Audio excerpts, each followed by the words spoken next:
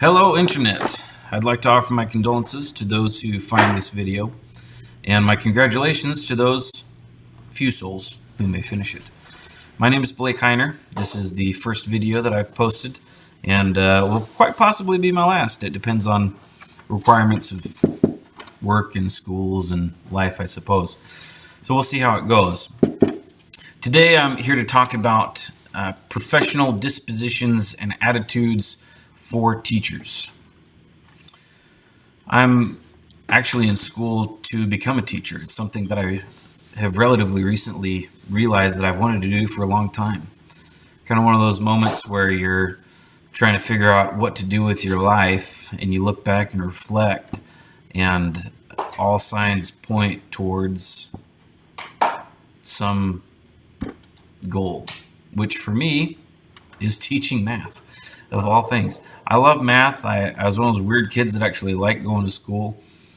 And I got a job working at a school, enrolled in college to finish my bachelor's degree to get the necessary certifications and qualifications to teach. And I'm looking forward to it. Right now I'm just an instructional aide, but even working as an instructional aide, I've learned a lot about myself, teaching, what's different now than how it was when I was going to school, which really wasn't that long ago. But in my reflections, I remember having some excellent teachers who displayed a lot of patience, who worked hard and were organized. And at the end of the day, what I believe teaching is all about is focusing on who you're teaching and what they're learning. Sometimes we get too carried away by Common Core, No Child Left Behind, just teaching, how to read, how to write, what type of math to do, when to do it. And we focus so hard on the teaching part of it that we lose track of evaluating progress and modifying lesson plans, modifying targets and goals for semesters to what a student needs, as opposed to just preparing for whatever standardized test is going to give increase in pay to a school or a bonus to a teacher. And I think sometimes we rely too heavily on that standardized testing to measure and be our metric for progress. So far as qualities that I look for in educators that I've remembered from when I was in school and that I've seen both at work and in interactions with my kids as they're going to school, being focused on the students' learning and prioritizing that above all else, being organized, patient, and persistent are some attributes, qualities, or dispositions, however you want to phrase it, that I think professional educators must and should display. Also, dress codes apparently exist in schools, and picking up my daughters from school, I see a lot of teachers wearing t-shirts and gym shorts, and they are not gym teachers. And so addressing the part is rather appropriate and important for teaching. If someone's going to stand up in front of a class and be an expert on a topic that's supposed to educate me on math, science, history, or whatever, and they're dressed even more down than the high school students they teach, that just destroys it. So general professionalism in a teacher is imperative. Dispositions that, things about myself that have led me to believe that I could be a good teacher. I've had a lot of experiences in teaching a variety of different things. I was a missionary for the Church of Jesus Christ of Latter-day Saints for a full 2 years. And that is finding people to teach and teaching them about how the church, or really I taught how I interpreted the scriptures. Yes, I believe in the doctrines of the church, but teaching somebody, especially who's used to a concept like the Trinity that I personally don't believe in, and getting them to understand a different point of view, you have to really focus on that individual and their learning, where they're at, and revise your curriculum accordingly. All of the lessons were customized to the family or individual. And having experience in that is something that I value in myself and look forward to implementing in my class, having a large degree of flexibility.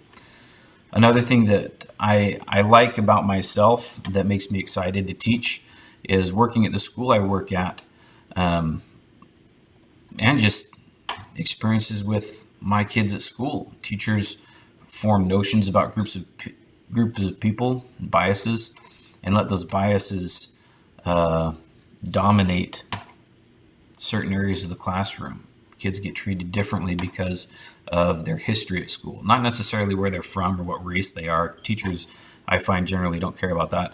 It's more a bias based off of their history and a lack of understanding on why they got to where they got to, what discipline issues they've had, what learning gaps they've had, and how to help the kid. It's more about mitigating that kid's damage to the rest of the class.